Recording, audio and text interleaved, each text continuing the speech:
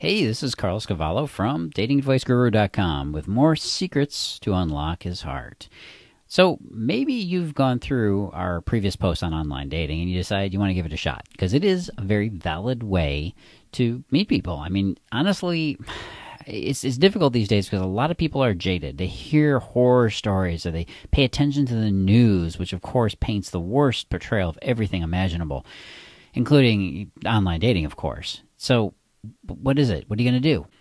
I mean, really, it is an excellent way of meeting people. You cannot ignore it, and you really have to just learn how to use it effectively. That's the real trick. So maybe you've gone through these previous posts and you decided that you really want to give it a try, and if that's the case, well, kudos to you, because you're also going to need to know what you can do to make sure that you find the right guy without all this drama, right? So number one is you got to create a killer profile. It's really the focus of any online dating effort is you got to get a good profile together. You can't underestimate the power of packaging yourself the right way. There was this one time I was picking out cough syrup at the drugstore and I got the one that says dissolves phlegm and helps clear the lungs. Now, in my sick state, of course, that's exactly what I needed, right? What was the lesson from that, though? Even something as boring as a pharmaceutical product can be exciting when packaged the right way.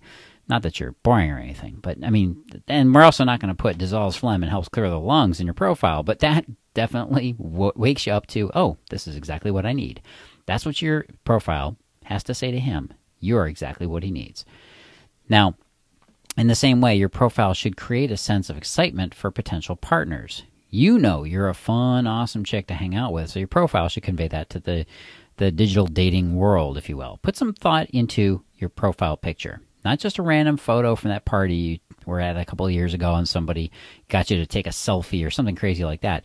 In fact, I highly recommend you get a photographer, even a professional one, or a friend if you have one of those expensive SLR cameras, to take your picture just for this purpose. Now, as for your profile description, I want you to stick to 3 basic guidelines. Number 1 is keep it brief. Okay, that means keep it short. Number 2 is keep it positive. And number 3, keep it real. Stick to topics like your passions, your hobbies, your long-term life goals.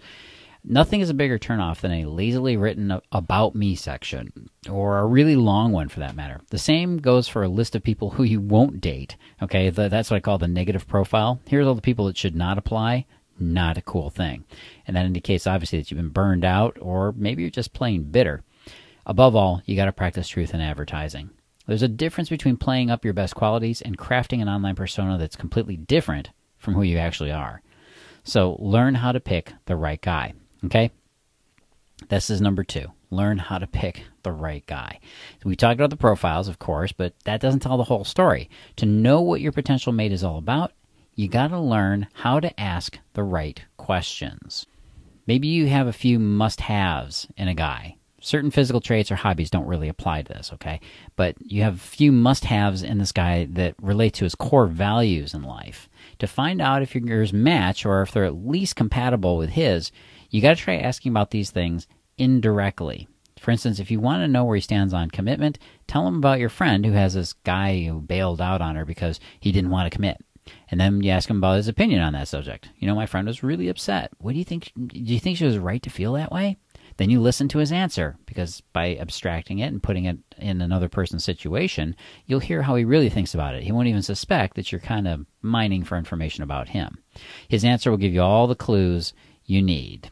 All right? And for any more information on this, by the way, check out my other post on this. You can get to that from datingadviceguru.com, where I talk about how exactly to probe and find out what this guy is really all about. Now, number 3, keep it light and fun.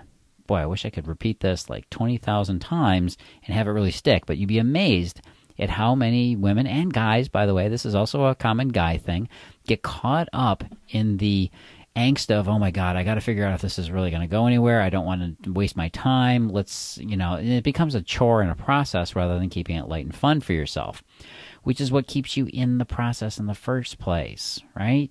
Don't ignore that. You got to keep it light and fun. Start things off on a lighthearted and casual note. When you decide to message somebody or mail somebody within their system or the online dating system, when you decide to message somebody interesting, comment on what you liked about his profile to get that conversation going. Don't make them feel pressured. just stick to having fun in the moment, so your relaxed vibe is going to put him at ease. It's also going to be easier to get more information out of him, just FYI there. Try not to bombard him with too many messages if he hasn't replied to you yet, all right? It's going to seem needy, creepy, weird, and odd. And whether or not he's interested doesn't really matter. There are other guys out there who are just as good or even a better match for you and who will be interested in you. So, again, in that meantime, don't beat yourself up over a little bit of radio silence from his end. Give things time to grow, and of course, play it by ear. And while you're at it, save the personal or intense messages for face-to-face interactions. Don't get into too much within the email that you use.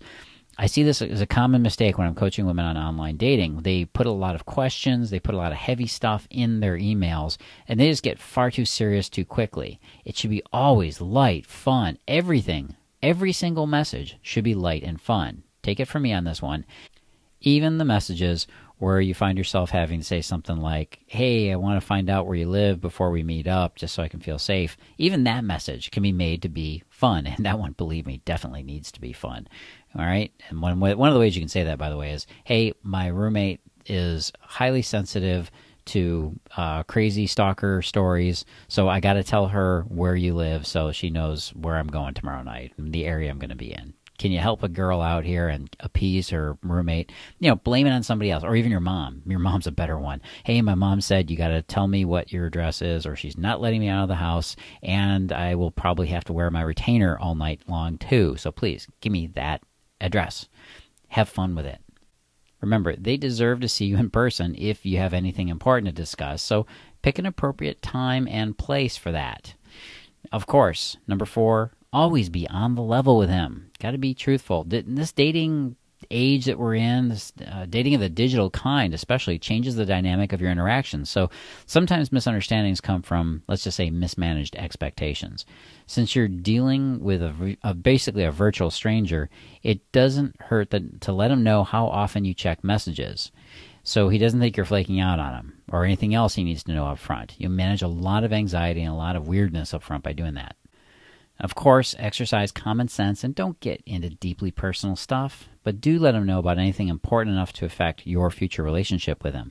While online dating is a great avenue to connect with people, the best way to getting a guy to fall in love with you, well, that could be another matter. And that's why I've devised a course that will teach you how to identify a man's unique connection style.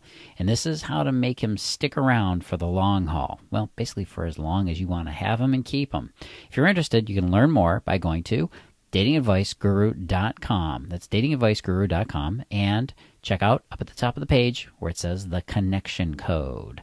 Look for that there, and I'll be talking again soon. This is Carlos Cavallo from datingadviceguru.com with more tips on online dating and more cool stuff like this coming up. So keep coming back. It's worth it. Trust me.